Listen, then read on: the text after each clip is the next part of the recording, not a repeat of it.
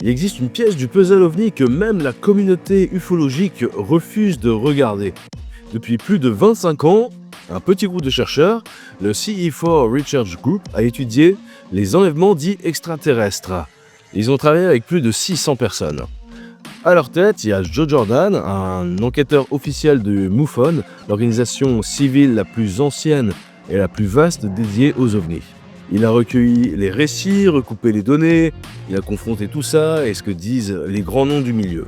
Et le résultat ne colle pas du tout avec le discours officiel.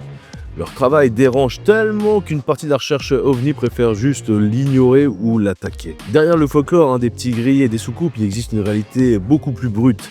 C'est l'expérience d'enlèvement qui détruit des vies.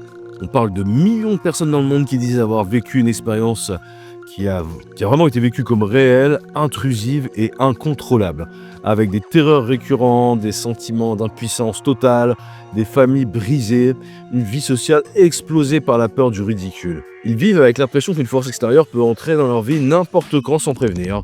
Là, ils découvrent ce que personne ne voulait entendre. En écoutant les témoignages de chrétiens qui disaient vivre ces enlèvements, le CE4 Research tombe sur un fait brut. Certains d'entre eux ont réussi à arrêter l'expérience. Pas à la comprendre, pas à l'accepter, à l'arrêter. Et tous ont utilisé la même arme. Ils ont invoqué le nom et l'autorité de Jésus. Pas comme une formule magique, mais en s'appuyant sur une relation réelle. Et c'est pas arrivé une seule fois. L'événement en fait est répétable.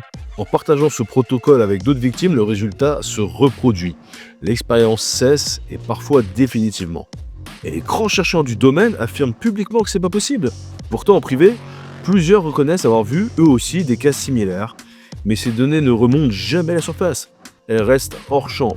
Comme si quelqu'un décidait quelle pièce du puzzle on a le droit de montrer sur les abductions extraterrestres. Vous pouvez aller voir des centaines de témoignages sur stopalienaddiction.com.